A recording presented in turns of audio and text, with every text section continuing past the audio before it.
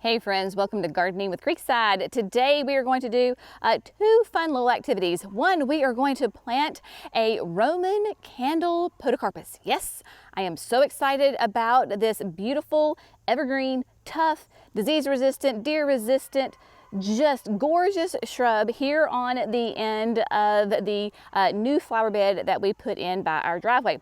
And then second of all, we are going to put together a really fun, colorful, fall annual container. We're going to use all of these gorgeous annuals that are going to give us loads of fall color throughout the next weeks, months, until a hard freeze comes.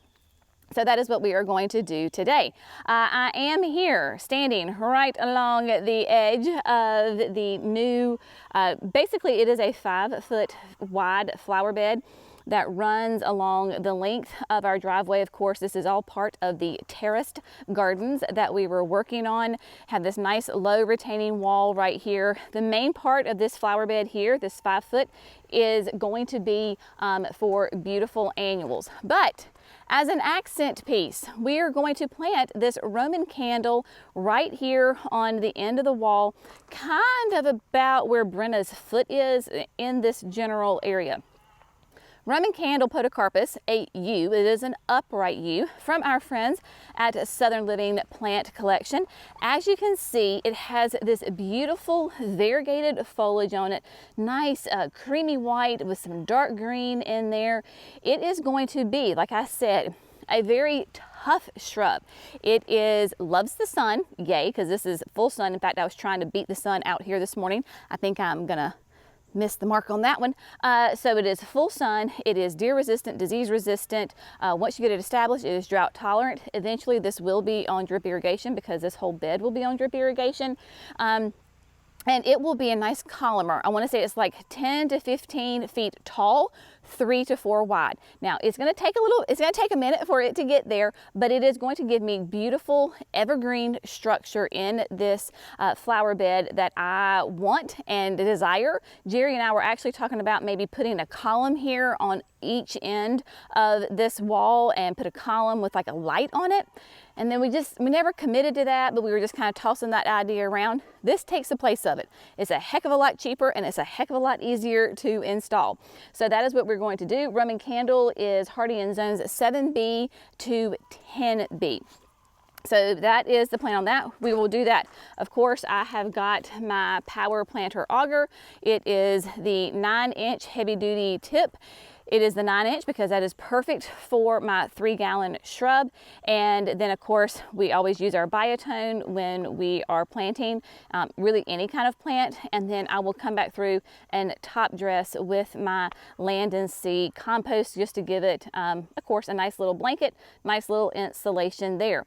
Let me show you right quick here some of the, or the annuals rather, that we're going to be using in the container. And like I said, the sun is coming up, so once we start putting this container together, we're gonna kind of head for a little bit of a shadier area. So the whole container started because we have these such fun pepper plants at the nursery. So these are ornamental peppers. I would assume you could eat them if you wanted to. I'm not. I'm just going to use them as that beautiful ornamental feature to them. Now you can see right now they're kind of a soft banana yellow. All of your peppers, I don't care what kind of pepper it is, it will start as one color, and as it ripens, it will change to another color. So we're not gonna pick these, we're just gonna leave them. Now, I will say, I have no clue what color these are gonna turn. I don't know if they're turning orange. I don't know if they're turning red. I don't know. It is going to be a surprise for us all. So I'm just going to plant on any of those colors. So we've got 2 of those. Then we have got a really fun ornamental kale. Now this is going to be a white kale. You can see a little bit on the ribbing that it is white. Your kales and your cabbages take the color when the cool temperatures hit. These are cool weather annuals. They love it chilly. Once that cool temperature hits, which they say might be the end of this week, let's keep our fingers crossed, you're gonna have a beautiful white interest here in the middle. To counter that, we did a cabbage, and this is a red cabbage. So you can see the veining is taking on those pinky red hues. Again, Cooler temperatures will turn it a nice, lovely, bright red.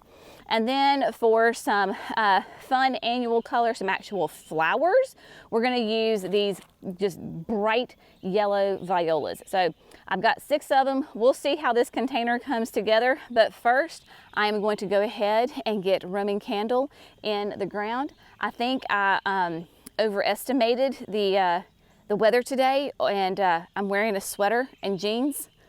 Jenny might be glistening here, or I might even be changing clothes halfway through this video because whew, cooler temperatures are not here yet in North Carolina. We're like, please come.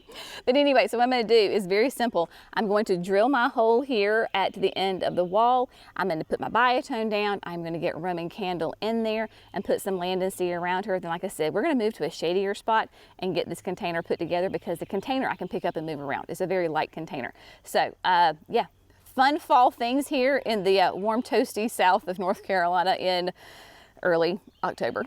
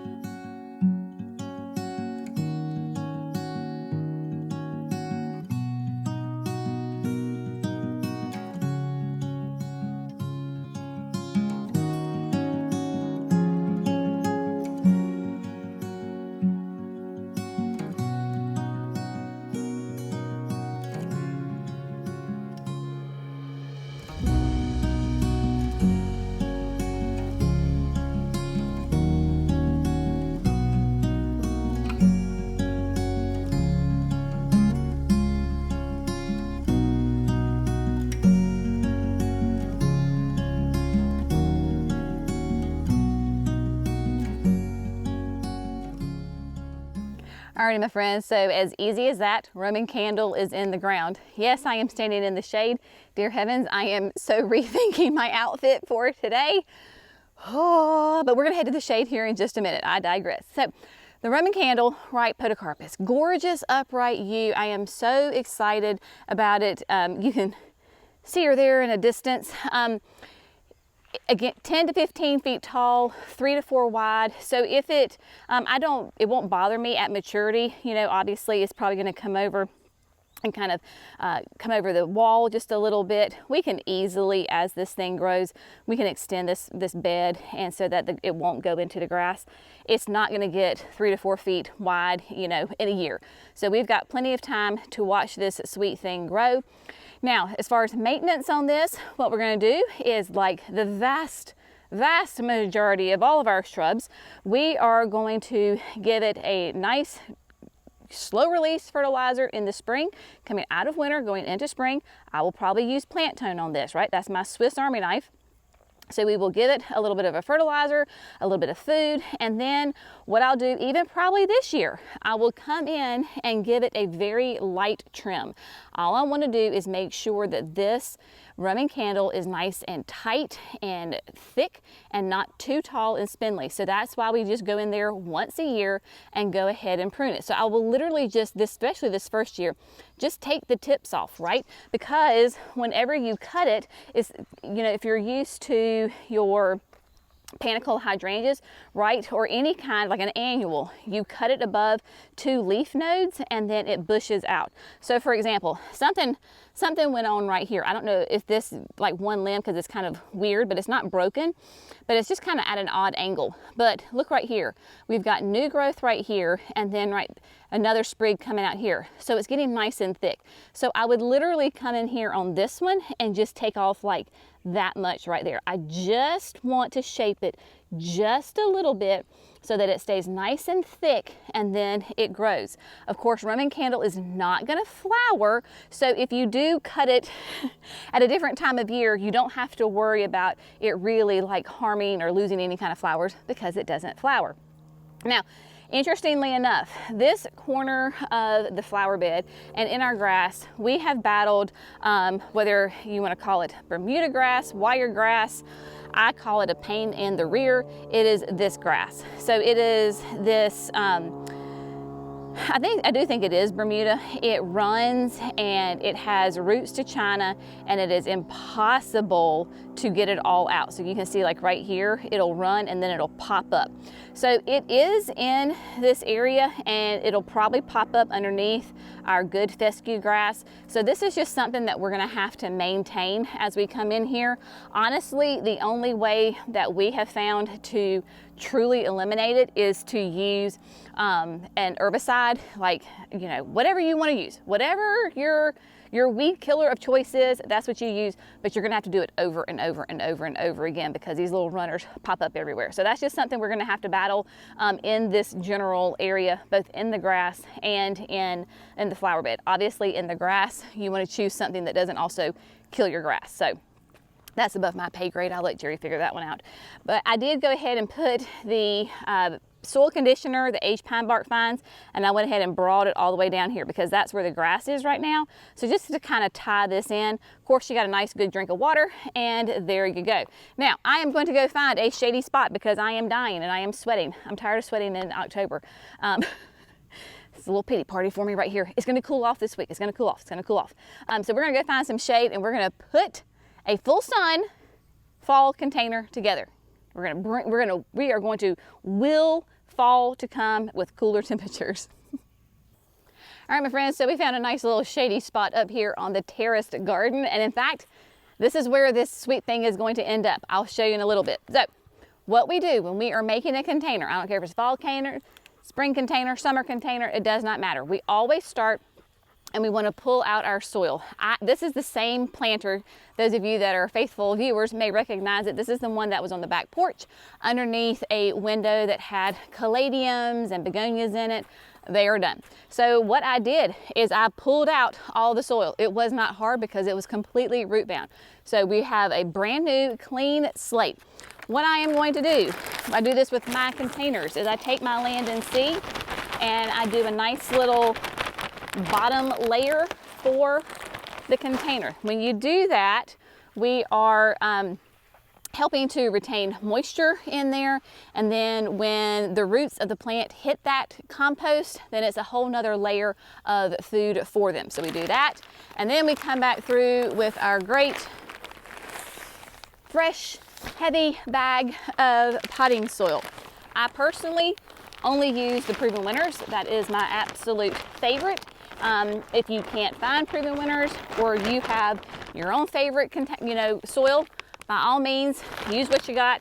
If you don't know like what soil to get, what's available to you, I tell folks, especially, it works really well in the spring and the summer, is go to whatever store has potting soil that's closest to you, whether it's a garden center or maybe it's a hardware store, what have you. And one, you can talk to the people there, ask them, of course. But if you want to do your own little research, is I just say, buy maybe 2 bags of 2 different brands, put it, do them in containers, and then do your own experiments. Let's see which one works the best for you. I will say, more often than not, you get what you pay for. So if you're going to get a bag of potting soil for $2, then you're going to have a $2 result. So just that's my little food for thought on that. So we went ahead and put the potting soil in. Now with the annuals, I even put a little bit of biotone in there. Not a ton, but we are going to put violas in here that will should go through the season. We'll see how this container does with the kale, the cabbages. So we want to have a nice, strong, healthy root system. So I just sprinkle that in there. Now, as far as the design, I really don't know how this is going to go. I kind of have a slight idea, so we're just going to kind of play around and figure this out together. So what I'm thinking is we're going to start, this is peacock white.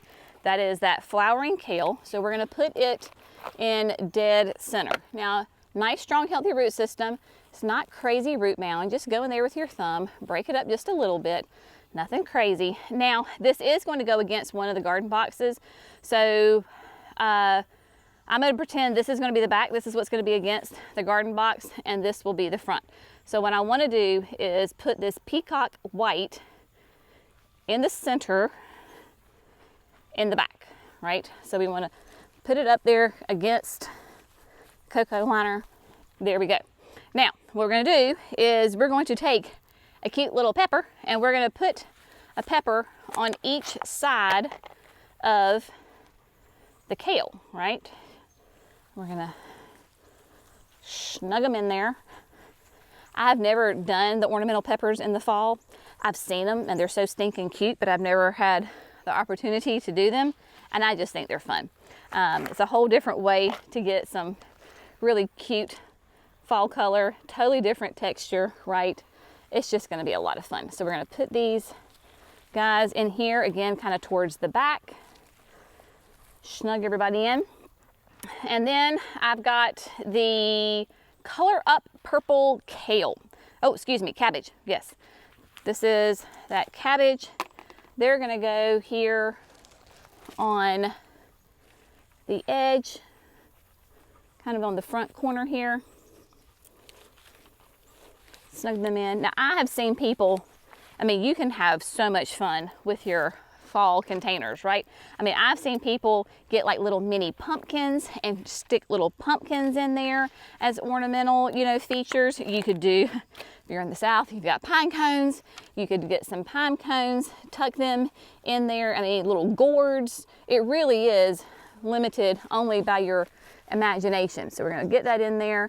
And with your kales and cabbages, you may notice that some of those lower leaves, they turn yellow. It is fine. You can just go in there, you know, I don't know, as you notice them and just pluck them off. It is not a problem whatsoever.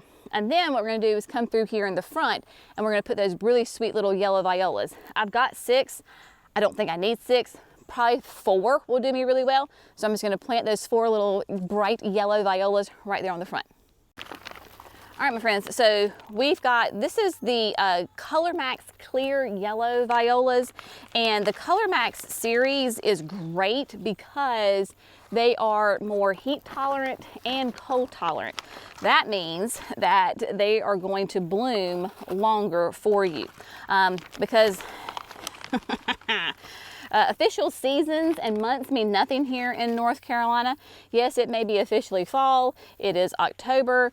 It is still quite warm. And so with your violas being a cool weather crop, they tend, historically, not to like these hot temperatures, and they will stretch and they just get really leggy and they're not attractive. The Color Max series, though, is, like I said, more heat tolerant and more cold tolerant. Cold tolerant is important, so that means in January, February, when we do have our coldest weather, they are still chugging out those flowers and look very pretty. What I am doing is simply taking some of that land and sea and I'm top dressing. Any of those little areas that may have some of the roots exposed, I'm just going in and top dressing, covering it up with the land and sea. Makes a nice big difference. Now, this is, you know, a fall container, so really it's kind of, for me, it's kind of a plant and forget. Now, if it doesn't rain, then obviously I'm gonna have to water it. And here in a minute, when we move it back or move it to its final resting place, we will go ahead and get it watered as well. So I'm just gonna finish up with the land and sea, move it, get it watered. I'll meet you back here in just a second.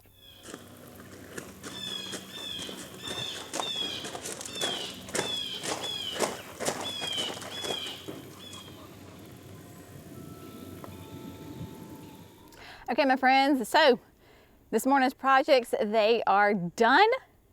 Feel really good about it. I tell you, every little plant that I can put in the ground or in a container and get it out of my stash makes me feel really great. Fall in the South is the perfect time, y'all, to be adding your trees, your shrubs, your perennials, even some beautiful fall annuals. Now, when Jerry's down here with me, and so we were talking about where to put this container because I wasn't really sure where to put it. I was like, ooh, well, maybe this will be a fun spot to put it since we don't have anything really like flowering or planted or anything in the terrace garden, in the garden boxes. He's like, no, this is temporary. I was like, yes, this is temporary. This is just for the fall into winter. We'll see how long it lasts, you know, with the weather and all of that other kind of stuff. I said, this is temporary. But I have to say, I really like it right there. I don't think it'll last in the summer because maybe it'd be too crowded. But I really like it there in the fall. It does, I mean, like it just works. I think it does. And so, yeah. he and I moved it. It's not heavy. It's just kind of awkward to move it with by yourself. But I really love how it turned out. I just think it's very sweet. And so, you know, I am not a big fall annual planter. I use the fall and winter as a time of rest. So really, I mean, truthfully, y'all, the only thing that could probably really last through like January, February, like that long, will be the violas. Everything else is going to kind of peter out in the cold, especially being in this type of container. So this really is a temporary container for me, but I think it's really sweet. That peacock white kale with the peppers on each side. I mean, look at those cute little things. Aren't they just so fun? And then whatever color they turn, it'll work because we've got the white and then the red cabbage right here, and then the yellow violas. You can see that I got it nice and watered in. Y'all, we just got these watering cans. They're available online, and oh my goodness, I love this thing. I've been using it all the time. I've used it to water the mums and the annuals on the front porch, but this is really cool. So it is a galvanized metal container. It is 2.5 gallons, so that holds a lot of water. Of course, it has that beautiful, you know, like a coppery brass, whatever you want to call it, spout on it, and it does unscrew really easy. Now I can't do it one-handed, but it unscrews really well. So if you don't need the shower and you just need the spout, then that works. But with that shower head on there, as you saw when I was watering it, it did not pound the plants. That's my problem sometimes with watering cans, is that they come out at such a force that it beats the plants down, and then they're all smushed and you just kind of have to fluff them up right there. So if you are interested, these will make great Christmas presents, by the way, too. So we've got those watering cans available online, but I just adore this container, and I think it really works with as far as the coloring, and it just pops against those garden boxes, of course, from Dago. This color is midnight blue, so it actually is a dark blue. It's not black or charcoal black. It really is a blue. Of course, the cradle here is nice and black. As if you are a faithful watcher of Creekside Nursery and Gardening with Creekside, you know that I get a ton of my containers like this from Kinsman Garden Company. So this is one that I got from Kinsman Garden Company a couple of years ago, and I want to say there might be 2 different sizes. I will link it in the video. So if you're interested, maybe you don't need it this fall, but you're thinking about next spring, then that's great. And then I believe it comes with a liner, but because I've had mine for several years, that liner had gotten worn out. So you can easily buy replacement liners. But yeah, I love this, and I like the low profile because our windows on our porches are very low. So it doesn't like hide the window, right? So if you're inside, you can easily look over that. So I like it because of that very low profile, but I will try to remember to link that from Kinsman Garden Company. Now, Roman candle, of course, she's way down there on the end, just looking so nice. Of course, already in the sun, and that spot, y'all, gets sun up to sundown. It will in the summertime. It probably starts to go in the sun 8:30. The winter time's a little bit later. I started filming, I think, around like 9:30, 10, and so it was just coming into the sun then. I still have all of my little plant stash right here. These plants are going to go up into the cottage garden extension, but you will also notice that in my stash of plants, I still have the original Roman candle, because what we're thinking is I grabbed that extra one that we put down there, so that's going to obviously stay there. And then we have to finish. Obviously, we have to finish the steps. We're waiting on landscape lighting. We have it. We're just now waiting on cooler temperatures to come. But this wall here on this side of the cottage garden, we haven't exactly determined where it's going to end. Like how we're going to finish it off right here. So I was talking with Jerry, and what I would like to see happen is, this is just a great native Amsonia, but if you can see, it has a little bit of a slight lean to it because of these massive lower petalums. And here it is almost noon and it's still in the shade. So we're gonna dig this up and then replace it somewhere in this section of the cottage garden because it just needs more sun. So we'll dig it up, move it, probably the same thing with the daylilies, all that's fair game. Don't know what's gonna happen with that. But what I'm thinking is that maybe we bring this wall so that it's even with the other two walls, so it makes sense and it's even there, and then we put the Roman candle maybe just like right behind it, because these lower petalums, they get trimmed in late winter, early spring, so this is about as big as we're going to let them get, and we'll keep them pruned, so that way you have a Roman candle on this end and then you have a Roman candle on that end. And how beautiful would that color of the Roman candle be against, you know, the dark lower petalum. So I think that's the plan. And again, if you are a faithful viewer of Gardening with Creekside, you know that plans change on a whim around here. So as of right now, that's kind of the idea. It is not that big of a deal for Roman candle to stay in her pot. If you have plants and you're not ready to put them in the ground, no worries, my friends, just keep them watered, right? Kind of keep them in the conditions, the sun conditions in which they prefer. If they are full sun, you're gonna have to make sure that they get water, right? Either put a saucer underneath them to help just make sure they stay nice and hydrated, because they can dry out on you in a heartbeat and before you even realize that they're starting to dry out. So anyway, my friends, it has been a great morning here, a very toasty morning. I'm gonna go put on some shorts and a t-shirt because lousy, and then get some more fall gardening done here in the garden. As always, we so appreciate you. Please continue to keep Western North Carolina, Virginia, Georgia, South Carolina, Tennessee, Florida, everybody in your prayers. The recovery efforts from Helene continue. So find an organization that you love and adore, support them both with your time, your money, and your resources. And then heaven forbid, there is another hurricane headed towards Florida. So it's been one heck of a year, my friends. So our thoughts and prayers are with everybody in Florida and the path of that hurricane. We love you. Take care of yourself. Take care of each other. Y'all have an amazing day. We'll see you in the next video. Bye, friends.